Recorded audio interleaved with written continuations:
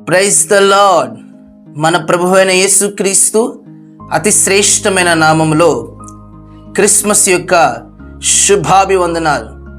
Happy happy Christmas, marry marry Christmas.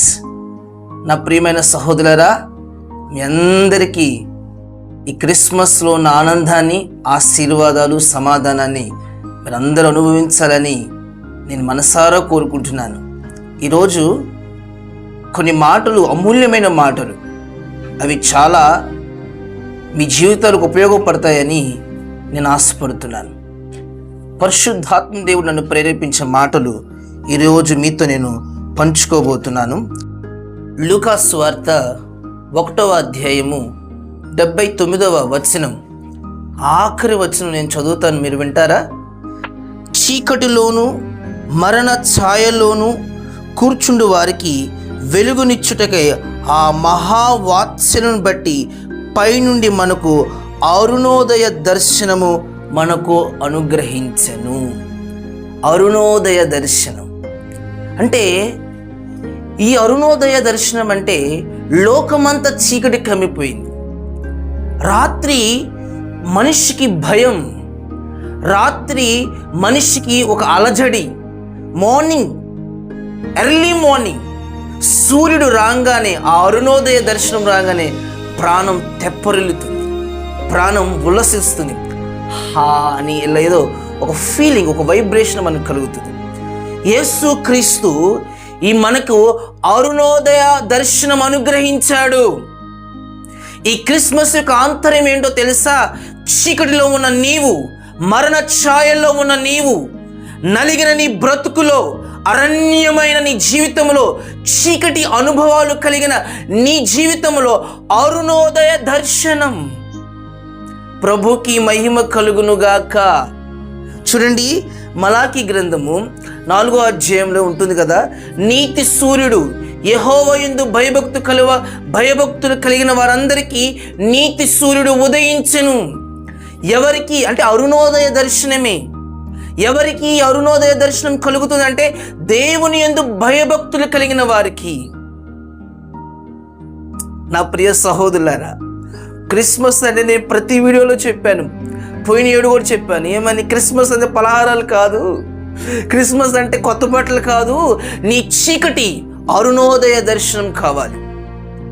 Your darkness change to a dawn, the early morning shine. Hallelujah. మీరంటారు ఒక ప్రశ్న, ఈ అరుణోదయ దర్శనం వల్ల కలిగే లాభాలు ఏంటండి, ఆశీర్వాదాలు ఏంటండి అంటారు. చాలా ఉన్నాయి, చెప్పటానికి నేను రాత్రంతా చెప్పగలుగుతాను, కానీ కొన్ని మాటలు నేను చెప్తాను.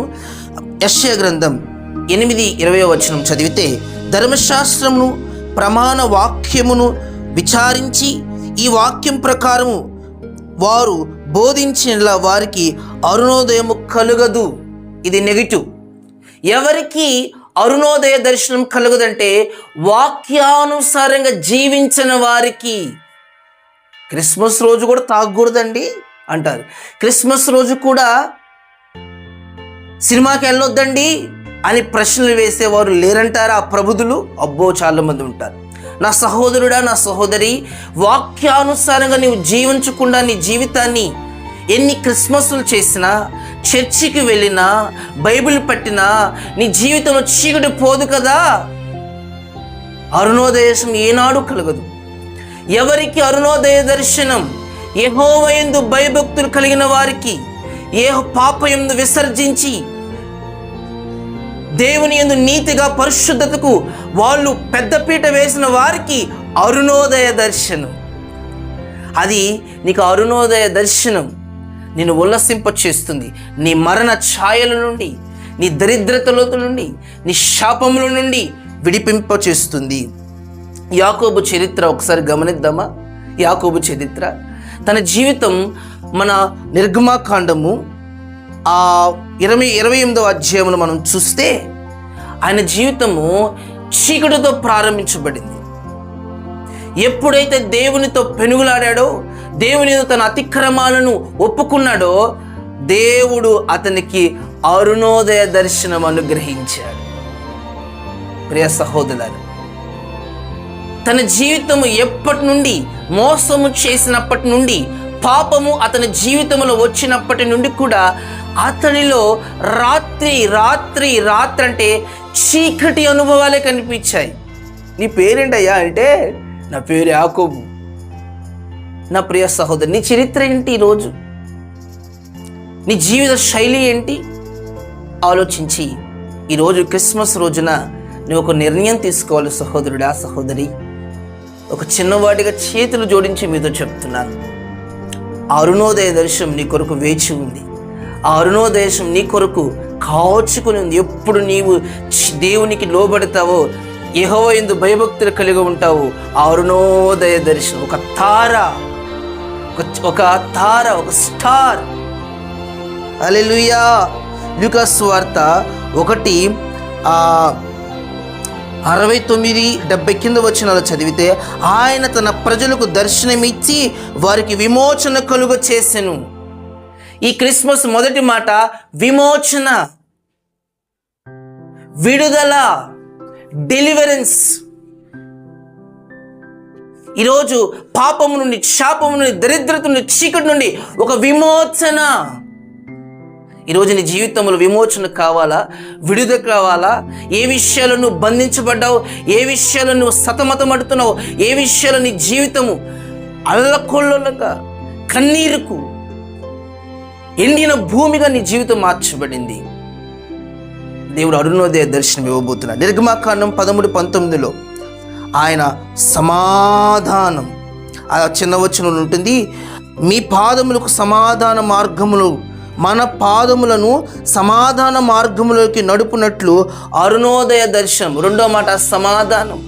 ఎన్ని పండుగలు అయిపోయినాయండి? ఎన్ని అయిపోయినాయి? సమాధానం ఉందా నీ జీవితంలో? సమాధానం కావాలా?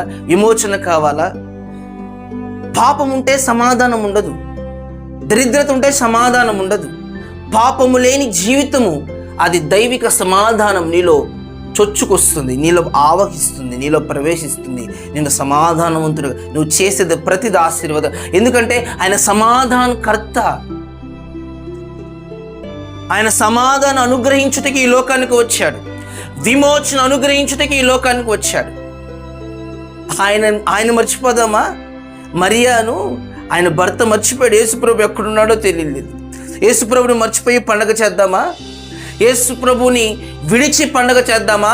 యేసుప్రభుని ఆహ్వానించి నీ జీవితాన్ని అప్పగించి పండగ చేస్తావా?